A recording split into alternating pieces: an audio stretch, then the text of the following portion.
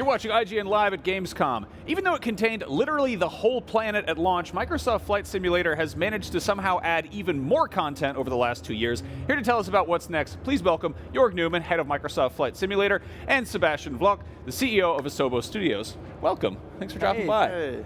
So, big thing right now is helicopters. I know people really want to know what's going on with those.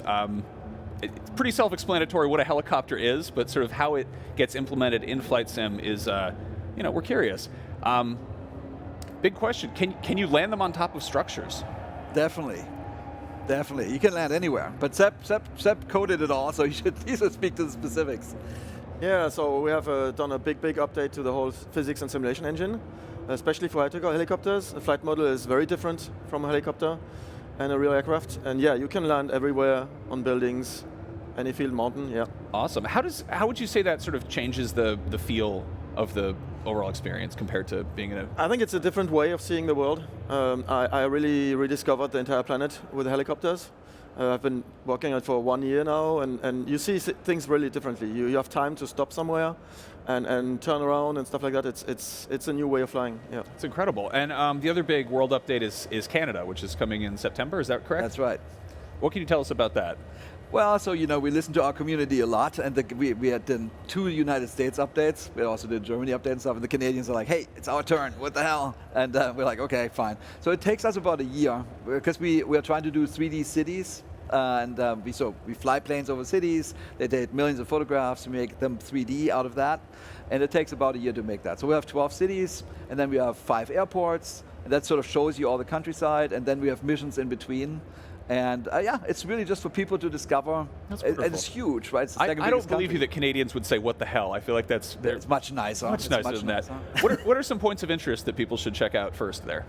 Oh, I mean, I think people typically first go to the cities because it's like it's kind of amazing when you see that. It's down to like 8 centimeters. Mm-hmm. And after that, I think they're going to go to the Yukon, those types of places. Like, sounds fascinating, Klondike, all those places. And it is great. Like, we have a new digital height field, like digital elevation map. So you see the Rockies in all their glory. And I think people will go land in the valleys. Kind of what Seb said. They land in the valleys where you typically go have gold digging and stuff like that. And I think that's be cool. I love it. So you recently had the Halo Infinite Pelican, and there was the Top Gun Maverick update, which I love that like every big game as a service is doing like pop culture crossovers, and even Flight Simulator. Are we going to see anything like that in the future? Yeah, I think so. We're trying to be a little bit careful with that because you could do anything, really.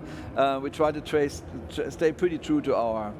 So Halo was a little bit of a stretch because at least it comes from Earth, right? So if it's completely something else, at some point our fans will probably be a little bit hesitant because they're flying around our real airspace.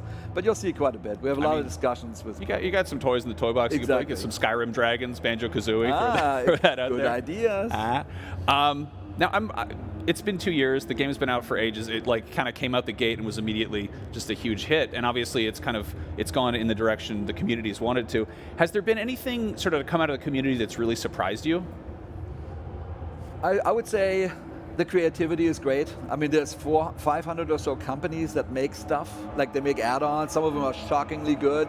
And I think the tolerance is interesting. Like, we knew we had a core audience of PC simmers, and then we brought it out on Xbox, and everybody's like, hey, there's gamers coming in, what the hell are these people? And they were so gentle to them because they know the hobby is growing. And then we did it again when xCloud or Xbox Everywhere came out. Again, totally different people from totally different places. And I think they see the next generation of simmers coming in. And I think that was very heartwarming because we were a little bit nervous, quite frankly, if they would be tolerant of people who don't know how to fly at all. But it was the exact opposite. They sit there and explain to the newcomers how to do it, which is great. That's lovely. I mean, that is fascinating because there is, you see this with really any gaming that has like the core community, and casual people like I don't know how to fly a plane, but I tried and I've had fun doing it, and I think that's really great to be able to hook people like that, and like clearly you're being able to serve that hardcore community, and it's opening up to other people. Has there been any consideration to try to do anything like more arcadey, more video gamey?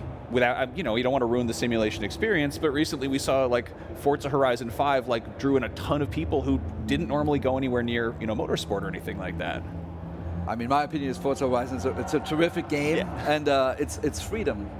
And it's freedom of what you do, how you do it. And I think that's what Flight Sim has. We have the Earth, right? So that's cool. And there's a gigantic playground. I don't think we will ever be arcadey, but it's about how long it is. Because people are dreading a little bit, oh my God, I'm sitting on the tarmac for 20 minutes and stuff before I can even take off. But then we did Maverick, and you have a race over like super low to the ground, 3 minutes, you're done. And you get a score, and people are like, oh, awesome, great.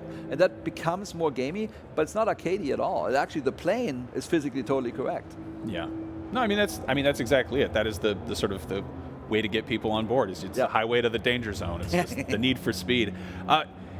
2 years in, what's the timeline here? I've spoken about it being like a 10 years of support. Yeah, it's so funny because now people say, hey, you're 2 years in, are you done in 8 years? I'm like, no. What we wanted to say was we're in for the long run, and we are just at the beginning. Like helicopters and gliders, the things that are coming out in November, that was sort of at the top of what people wanted.